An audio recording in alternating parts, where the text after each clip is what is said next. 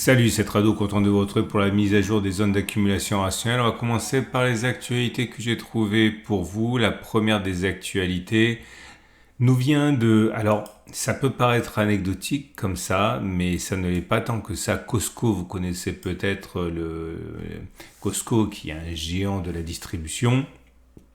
Et Costco vient de mettre en vente pendant une durée extrêmement limitée, tant il y a eu une ruée qui a mis fin à l'opération, de l'or. Alors, au-delà qu'il s'agisse d'une bonne ou d'une mauvaise affaire, certains ont considéré que c'était une bonne affaire à ce prix-là. En tout cas, ils ont dévalisé tout le stock. Et la ruée vers l'or que cela traduit montre quand même le rôle que continue d'occuper le roi des métaux dans l'imaginaire collectif face à une explosion des prix, parce qu'il faut savoir quand même que la personne, on va dire, la plus classique, ne sait pas comment se procurer de l'or. Et c'est vrai que là, le fait que ce soit facilement vendu en supermarché, eh bien, a provoqué un véritable engouement, à tel point que l'opération spéciale n'a pas duré très très longtemps. Deuxième actualité que j'ai trouvée pour vous et qui pourrait vous intéresser, ça nous vient en fait du Bangkok Post qui essaie de timer, comme on dit, la progression future de l'or. Il est vrai que là, l'attaque à laquelle on a assisté ces derniers jours est due au fait que les marchés ont commencé à intégrer le fait que les taux resteraient élevés plus longtemps et qu'ils baisseraient plus tard. Et c'est un petit peu ce qu'il faut retenir, c'est que, comme nous dit le Bangkok Post, c'est le début du reflux des taux d'intérêt qui va sans doute provoquer le mouvement d'ampleur. Pour l'instant, on sent bien, on en a parlé dans la précédente vidéo, le fait que l'or soit en embuscade, puisque normalement, l'or devrait être beaucoup plus bas compte tenu du niveau des taux d'intérêt. La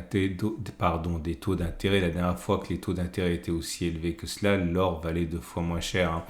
Et là, l'idée, c'est que malgré la hausse des taux, l'or ne baisse pas véritablement et reste sur des niveaux élevés. Et on sent bien, nous dit le Bangkok Post, que lorsque les taux d'intérêt vont commencer à baisser, c'est là effectivement qu'on devrait assister à un saut en avant. Et selon les dernières exégèses, on va dire, du discours de la Fed, ça devrait arriver un petit peu plus tard que prévu, en 2024 en tout cas. Et le troisième article que j'ai trouvé pour vous, alors c'est assez, c'est presque là aussi plutôt anecdotique, mais j'ai trouvé ça très intéressant. C'est une interview du banquier d'affaires réel, je veux dire pas celui qu'on voit dans les films. Et vous le connaissez sans doute si vous avez déjà regardé les précédentes productions de Veracash et d'Ocoffre. Il intervient régulièrement. Et ça peut paraître encore une fois très en décalage par rapport à ce que j'ai d'habitude, mais j'ai trouvé vraiment que c'était des anecdotes très intéressantes, notamment par rapport à l'euro numérique, etc. Bref, j'invite à regarder ça. C'est une petite vidéo YouTube qui vous est proposée par Veracash. Et on va tout de suite passer à l'analyse des zones d'accumulation rationnelle. Je vous rappelle que mon format vous est proposé par mes 2 sponsors, Ocoffre qui vous propose d'acheter de l'or, de l'argent et de pouvoir ensuite le stocker dans des coffres ou le faire livrer, mais éventuellement le stocker à l'étranger comme en Suisse. Et vous avez la possibilité, encore une fois, d'interagir directement avec d'autres acheteurs via cette plateforme, vous permettant donc d'acheter, de vendre directement avec d'autres investisseurs. Et mon autre sponsor que vous connaissez également, Veracash qui vous permet d'acheter de l'or, de l'argent et d'y adosser une carte Mastercard, tout ce qu'il y a de plus classique. Donc si l'or voit son cours monter, bien tout simplement vous pouvez dépenser plus. C'est très pratique, c'est très novateur, j'en ai une. Bref, vous avez des liens en dessous de la vidéo pour découvrir ce que vous propose Ocoffre et Veracash. On passe à l'analyse des zones d'accumulation rationnelle. Et on commence par l'or libellé en euros qui a cassé une zone de support, ici 17,90, 17,60. Donc c'était une zone d'accumulation rationnelle et elle n'a pas tenu.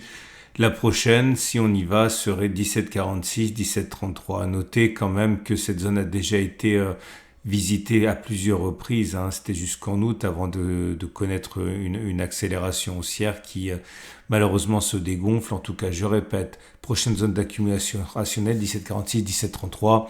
La tendance de long terme est neutre parce qu'on est en dessous de la M200 qui monte et la tendance de fond est baissière parce qu'on est en dessous de la M50, mais celle-ci descend. Les bougies Aiki-Nashi montrent que c'est sans doute pas fini, hein, puisque vous avez des grandes bougies rouges sans mèche haute. Autrement dit, il est plus plausible que l'on continue de descendre plutôt que l'on ait fait les plus bas. C'est pareil pour l'or libellé en dollars. Ce n'est pas bon et il est plausible que ça continue encore comme ça, puisque d'une part on est en dessous de la moyenne mobile à 200 et de la moyenne mobile à 50. Autrement dit, la tendance de long terme elle est neutre parce que la M200 monte encore, mais la tendance de fond est baissière. Là aussi, on a cassé un support important, celui des 19,04, 18,84 dollars, qui était zone d'accumulation rationnelle. Cette zone a tenu depuis juin, et puis là, maintenant, elle a lâché. Ça veut dire que la prochaine zone d'accumulation rationnelle, maintenant, est celle qui a déjà fait l'objet d'une accumulation. C'était en mars, hein, c'est 1850, 18,10 dollars. Les bougies Aiki-Nashi, vous en doutez, sont baissières, puisque vous avez des bougies qui sont rouges et des bougies qui sont surtout des bougies rouges sans mèche basse, haute. Autrement dit, hein, vous le voyez, hein, il est plus plausible que l'on continue de descendre plutôt que l'on ait fait les plus bas. Pour l'argent, c'est mieux. L'argent libellé en euros d'abord. Alors c'est pas forcément ce qu'on pouvait attendre de la situation actuelle, mais il faut bien l'admettre, hein, l'argent se porte mieux que l'or. Les 20,4 euros sont approchés d'une zone d'accumulation rationnelle. Ça a été sollicité pour la dernière fois le 14 septembre. Peut-être va-t-on y retourner, peut-être pas, mais en tout cas, pour l'instant, les bougies Aiki-Nashi ne sont pas encore haussières, mais il y a au moins de l'hésitation avec une bougie verte, mèche haute, mèche basse. Pour que ce soit haussier véritablement, il faut une bougie longue, verte, sans mèche basse. On n'y est pas encore, mais on va dire que c'est quand même beaucoup plus positif que l'or libellé. Et pour l'argent libellé en dollars, c'est la même chose. C'est un vrai rebond, hein, une vraie impulsion haussière qui se met en place depuis qu'on a touché la zone d'accumulation rationnelle des 22,2, 22,9 dollars. Là aussi, la bougie Aiki-Nashi est encourageante puisque vous avez du vert. C'est pas haussier véritablement parce qu'il y a une mèche haute et une mèche basse et que c'est un petit corps. Mais en tout cas, c'est pas du tout la physionomie que l'or libellé en euros ou en dollars. Et voilà la situation sur les platinoïdes. Pas mauvaise en tout cas, hein, plus dans l'esprit de l'argent que dans celui de l'or, hein. Le palladium libellé en euros a bien rebondi pour la dernière fois il y a 4 séances sur la zone d'accumulation rationnelle des 11,48, 11,00. Tendance de long terme baissière, tendance de fond haussière. Les bougies Aiki-Nashi sont plutôt favorable, comme vous pouvez le constater, hein, avec des bougies vertes sans mèche basse, donc c'est plutôt favorable. Il est plus plausible que l'on continue de monter plutôt que l'on ait fait les plus hauts. C'est pareil pour le palladium libellé en dollars qui rebondit de manière significative. Là aussi, hein, depuis qu'on a touché la zone d'accumulation rationnelle, c'était bien pour ceux qui ont été rapides. Là, la zone des 12,25, 11,84 dollars. Tendance de long terme baissière, tendance de fond neutre parce que la M200 et la M50 descendent encore.